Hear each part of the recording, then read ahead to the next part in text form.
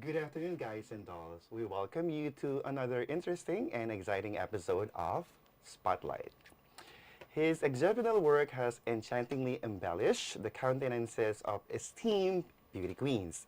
He shares the secret of achieving a beauty queen smile, boasting nearly 15 years of expertise within dental realm.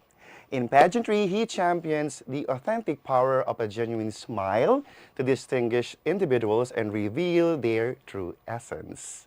Through his mastery, he has empowered his global beauty queen proteges to radiate on stage, including luminaries. The spotlight is on for the man behind beautiful smiles.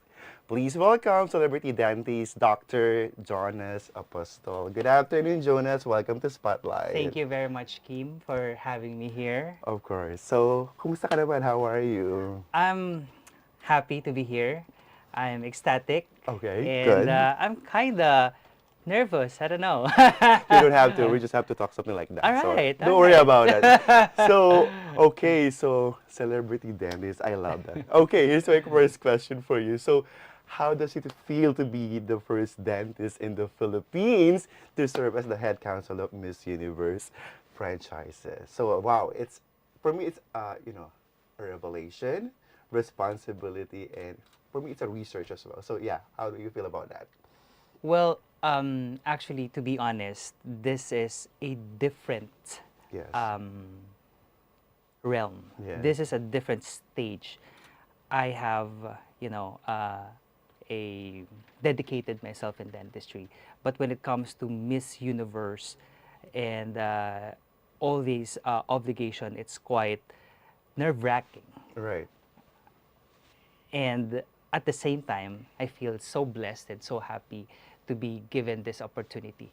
This is not like a lot of people can have this kind of chance, Right. and that responsibility for me, I am, taking it very, very seriously. So I'm just thankful because of the opportunity to be part of the council. Right. That's very good to hear from you. So may I know, was it offered to you or were you approached to the post? I was actually approached to be part of the head The council. council, Yeah. yes.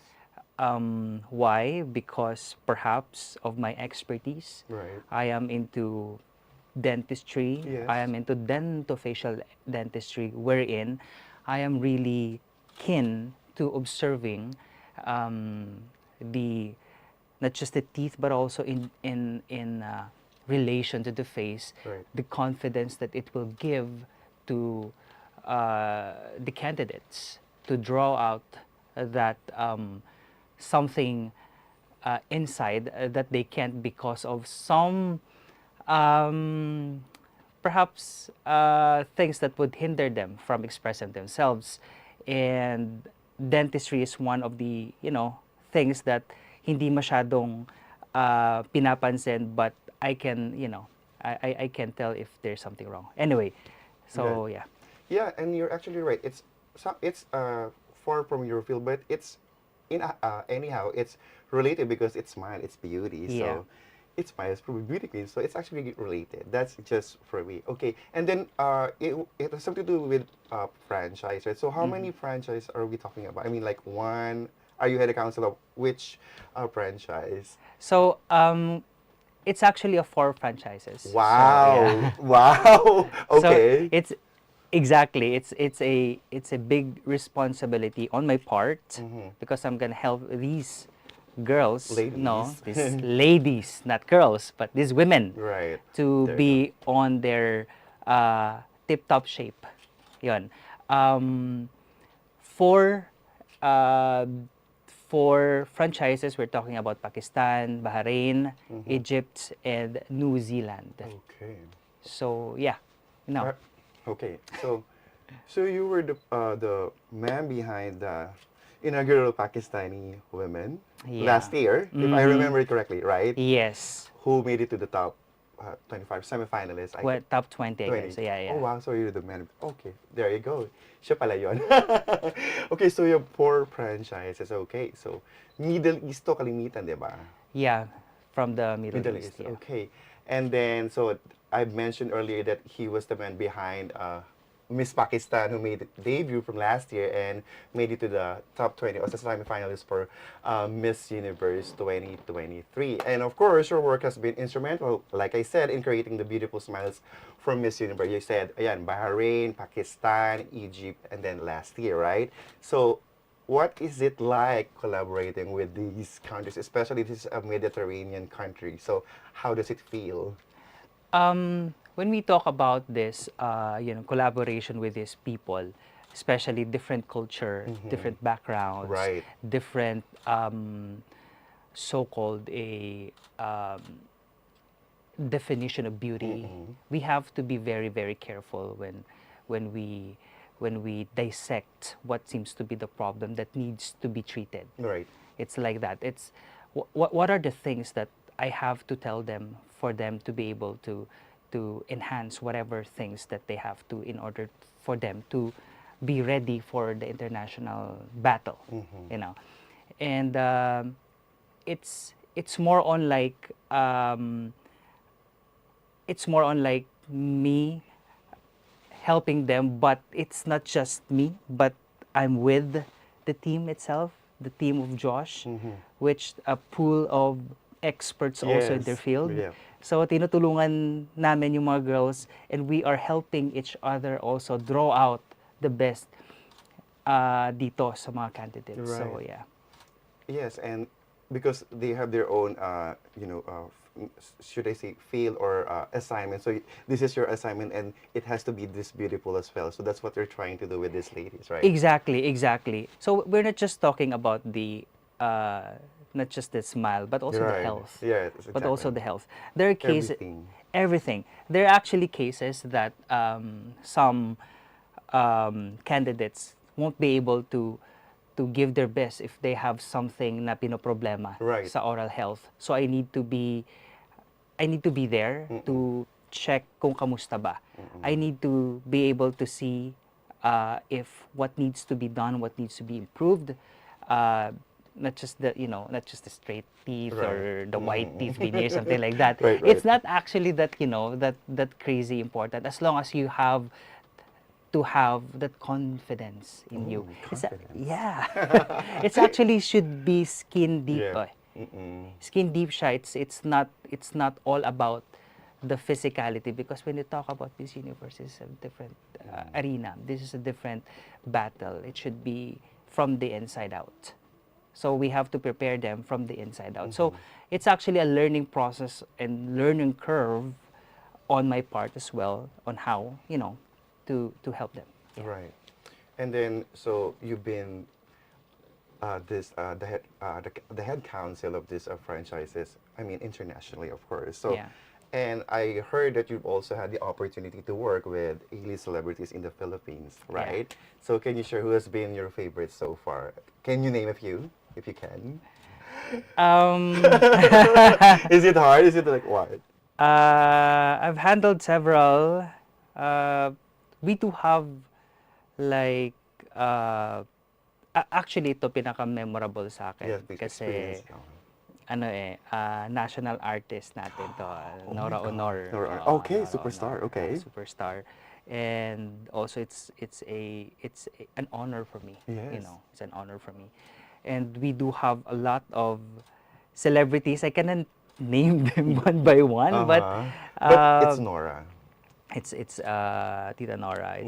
She's incredible, and yeah. Okay, and then this is just a personal question for me. Normally, if you do I'm not sure how do you say this. It's process and beautifying or doing the teeth. So how long does it take? I mean, it really depends on what. I mean, case or the teeth. Yeah, etc. it really depends on the case. Number one, we're talking about the assessment. The you go to the clinic, Right. you visit, we check the case, we assess, we take picture, we take x-rays, we do dentofacial analysis, we tell the patient what needs to be done.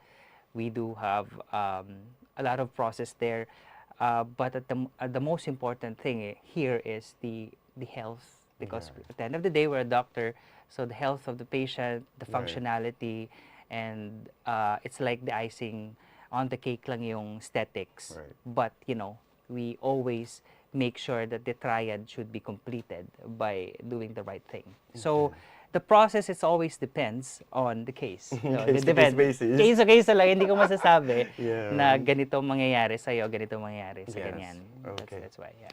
Okay, I'm right. But at least I Ang asked. galing, ang galing, yeah. But at least I asked. Because just for my curiosity's sake. So yeah. Nice, nice. Okay, this is another thing, another interesting for me. And oh my God, I have to read this. So you are actually the first Filipino dentist to achieve a master's degree in aesthetic dentistry. Okay, from Germany lang naman. And it's actually a significant accomplishment from you, right? For you, rather. So I want to know, how was your journey back in Germany doing that, or studying in Germany? A different culture again. Yes, it's a different culture, a different background, a different style of teaching. Right. And also, I've been also going back and forth to the US for my aesthetic courses there for like 7 years. Prior, I enter the master's program in Germany. So it's kind of different approach, how they teach in the US and how they teach in Germany. The thing is that they're very, very systematic. They're very systematic, wherein I appreciate that method because I can confidently say that what I am doing right now is purely based on science. Wow. Yeah, so that gives me more confidence to treat patients, especially VIPs, especially A-listers, important people. But not just that. It's not about these VIPs. It's all about the service to the community.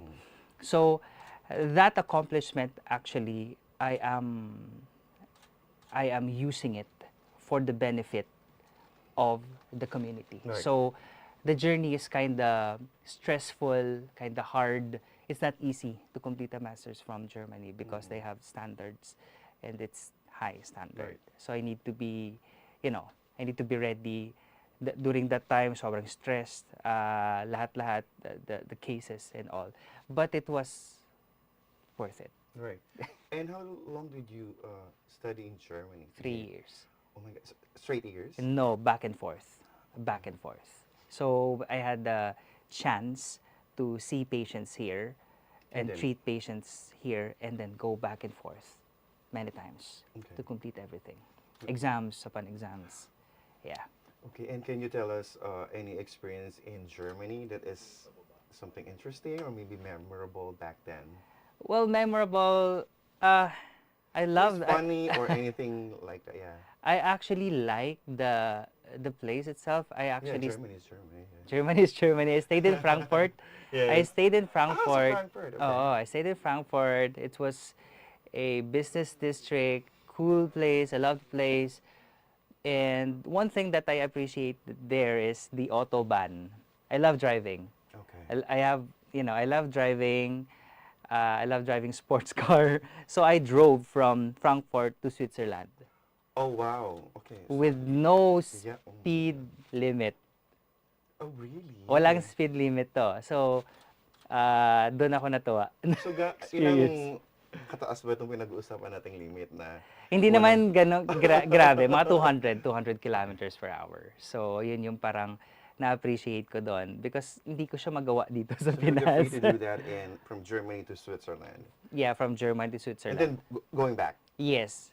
From there, stayed in Switzerland for a few days and then back to Frankfurt. And then, that's actually one of the things that I've missed. Kasi, syempre, during the stint there, the stay, puro aral eh.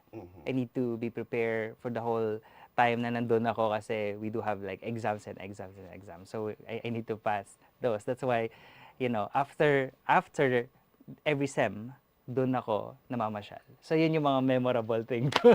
Okay, but those are two countries, Germany and Switzerland. Okay, so that's another side of Jonas that we heard about. But we will continue our conversation with him after this break. And this break is brought to you by Angkas, Beat the Traffic, Bayad Center, hashtag Bigger Better Younger Bayad, and you can buy it all. Globe, atin ang mundo. Meralco, ang liwanag ng bukas. SM, we've got it all for you. Smart, Live more today. Union Bank.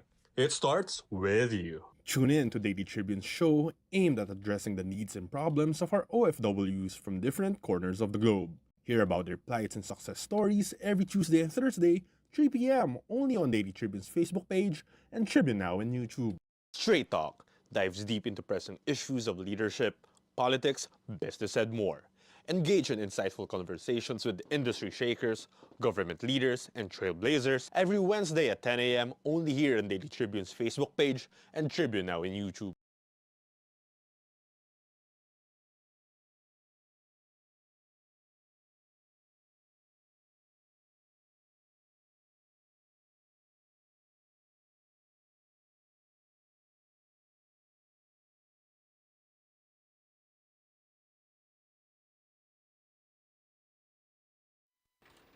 And you're still watching Spotlight with celebrity dentist, Dr. Jonas Apostol. Welcome back. All right. Thank you, Kim. You're welcome. So we're talking about your journey from Germany to Switzerland. So when was the last time you were in Germany, or did you see yourself going back, or maybe studying in Germany? That's a nice, wonderful question. No, I was just thinking before the during the commercial. Yeah. Actually, the last time I was there was 2 years ago. Okay. Yeah, and then I'll be back this October. And they invited me to be one of their lecturer presenter Oh. in German. Then it's a German Congress for dentists. So yeah, So that's gonna be in where? In in Germany, Frankfurt. in Frankfurt, Okay. this coming October 2024. That's Yeah, nice. so it's a privilege as well. Yes. It's an opportunity for me to be able to share what I have learned. Your expertise My and knowledge, or expertise, yeah. experience as well. Yeah. Exactly. So I will be presenting like cases. I will be teaching techniques and everything. Yes. So that what I have learned through experience and through the program itself, where I am being a part of the master's program in Frankfurt. So yeah, it's for me it's kind of surreal, you know, Right. going back there. Okay.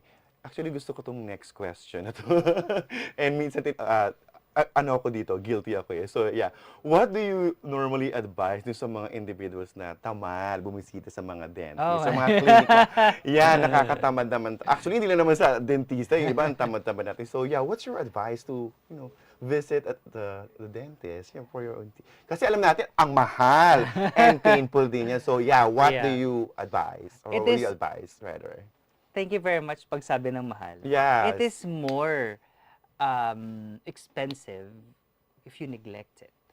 Yes, agree ako yan. Yes. Let's say, for example, you have to, you visit your dentist, tapos may nag-start pa lang na problem, cavity, something like that. We can do something about it. And it's not kinda more expensive at that moment, but then if you neglect it after like few years, then it will be more expensive because the treatment right now, it's not as cheap as before because the innovation in dentistry is quite drastic. So we have to implement the world-class treatment to, syempre, to my fellow countrymen. So these treatments are not actually cheap because the process itself, it's world-class we're talking about. So it's kind of more expensive. Pero yun, I would always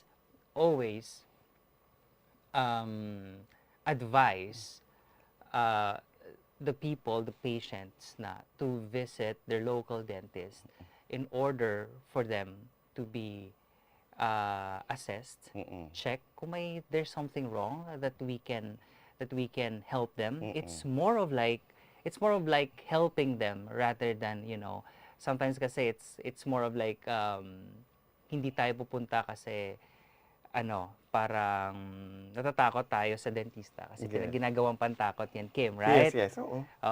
Number 2 points dito, it's sometimes hindi tayo pumupunta kasi it's expensive. Yes. Pero as what I have mentioned, mas expensive pag nandun na tayo sa tinatawag na yung aayusin na natin. Pero sa prevention Sa prevention, mas mura palagi. And yeah, it is also advisable that you visit your dentist to avoid whatever problems that you might encounter due to neglect. Because of the pandemic, ang daming tao na hindi na talaga nasanay to visit dentist. I understand that.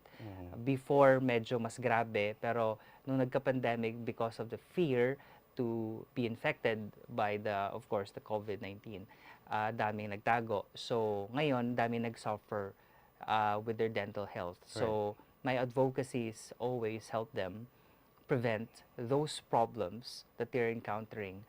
And we will not judge them, but we will help them instead. So, yun. Tama. So, ano yun? Dental or oral health. Yan. Yes. Okay. So, of course, ito, gusto ko na itong next question. So, during the break or bago tayo mag-start, you're from Makati, di ba? So, Yeah. taga saan ba si Jonas? I mean, what were you, nung bata ka pa, ano ba yung pinagkakaabalahan back then? Well, nung bata ako, Do you actually, nakita mo bang magiging ganito ka, dentist? It has always been ba yung dream mo to be a dentist? to be honest, hindi. Okay. To be honest, hindi. When I was little, ang gusto ko lang dati, number one, magiging musikero. Gusto ko maging musician. I'm into music. Number two, I'm an artist. So gusto ko, parang ganong music and arts or Right. culinary. I'm good with my hands. Pero hindi ko inisip before that I'm gonna be a dentist. So hindi talaga siya sumagi sa isip ko na maging dentist ako. Siguro I don't know, perhaps God called me. For me, it's a calling. Whether you like it or not, whether you aspire to be something, but if God wants you to be in this certain position, you have to respond to the call, and you have to do your best. You have to give your all. That's the reason why, parang lahat binibigay ko dito, because I feel that I am being called to be in this profession. For me, this is not a joke. This is not just a profession, but it is a calling. Okay. So, yun yung bata ko, wala talaga. So, Okay. ngayon parang, Okay. So, yun pala yun. Then, saan ka ba lumaki? Dito ka ba? Are you really Manila-based ba? No. Where? Probinsya, Kasi like- Tacorong. Where is that? Sorry. Hindi ko alam yung Tacorong, sorry. So, Tacorong is actually located sa Sultan Kudarat. Never been there kaya Never hindi ko been alam. there. Oh. Jensan. Okay. Okay, Diba? it's actually like an hour away from Jensan. So, medyo malayo kami. It's actually a small city.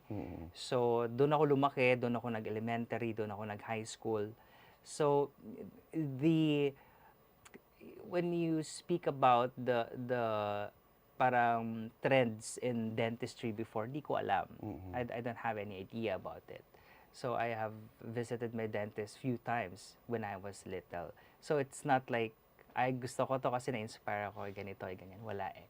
So doon ako lumaki, doon na-mold yung, Doon ka nag-aral? yeah, Then? elementary, high school, doon talaga. Dito ka na nag-college sa Manila? Dito ako nag-postgrad. Okay. So after ko nag-college, dito na ako nag-postgrad ng mga specialty courses ko. So yeah. Okay. So yun naman palang iyong journey. Tapos, you mentioned na gusto mo yung music. So it's also something to do with beauty, art. So it's Yeah. art. So, hindi mo ba gustong ituloy ito? Well, Or ginagawa mo siya paminsan-minsan? I mean, do you play instrument? yeah, I Do you sing or what? I sing, Okay. I do play guitar, a little bit of keyboard. So yun yung ano ko. When I was younger, I used to compete sa mga ganon. Competition, music competition. Oo. Pero hindi naman ako nanalo. So It's feeling ko okay. it's not for me. How young were you nung compete ka sa music? Naku, bata pa ako, like 13, 14, 15, hanggang sabihin natin 20. So ano yung competition? What was the competition? Mga ano lang yan, Is it- school, interschool. Okay. It's an experience. It's an activity that you can learn from it. So Exactly. there's nothing wrong. Even if you didn't win, you're learning from it. Exactly. You're right. So yeah, you are actually a dentist at the moment. Do you see yourself maybe pursuing a different field in the field of dentistry or medical field, anything like that, or maybe music? That's a good question. I am setting an institute right now. It's called Apostol Institute, wherein we help dentists be equipped if they want to pursue cosmetic dentistry. It's more on like education, educating these young dentists, aspiring dentists to be a cosmetic dentist in the future. Right. So, yun yung tinatrabaho namin ngayon ng team ko to set that up. Kasi it's not gonna be easy. It's not gonna be a walk in the park. I need to prepare a lot of things. So, yun yung trajectory ko ngayon aside from being a practitioner, a dentist practitioner. Okay. Also an educator. So, doon na siya. Wow, that's a very nice plan or upcoming project from you. Do you have anything other than that maybe you can invite them, or you said you're going to Germany. Kailan pala yung sa Germany mo? Yung sa Germany Yeah, ko, tell maybe, y- please go ahead, invite them. Yun. Yung sa Germany, I will be speaking there. I'll be teaching. It's gonna be on October 2024. I'm not really sure about the date. It's in October. Okay. Nandun na yung date actually, di ko lang ma-recall. Pero yeah, sa Frankfurt, Frankfurt siya. So nasa social media naman yun namin. Okay. Ayun, So, meron daw nakikita sabi, social media daw. Ayun. yeah. Ayun, meron tayong kodigo. Okay. Tapos, sabay yung clinic mo pala. Parang bisita ka namin. Bisita ka, Yun. Please. yung clinic ko located at Esteban Street, Electra House building. So, Dito lang yan, di ba? Esteban, yeah. Malapit lang. Okay. So, the ground floor of Electra House, nandun, malapit lang kami sa Ayala area. So, yeah. Okay. Jonas, thank you so much for your time. I appreciate it. So, I had fun. I learned a lot from you. Thank so, you. good luck dyan sa iyong Germany escapade na yan, or Germany speaking engagement. Sana Yes. more to come for you. At hindi lang sana Exactly. Germany, maybe sa US or in the universe rather. Yes. Yun yung gusto kong sabihin. Okay. Thank you so much. And again, good luck. Thank you so much for your time. Pleasure is mine, Kim. You're welcome. Pleasure. So there you have it, guys and dolls. Hope you enjoyed today's episode. Thank you for watching. This is Kim Sancha. This has been your Spotlight.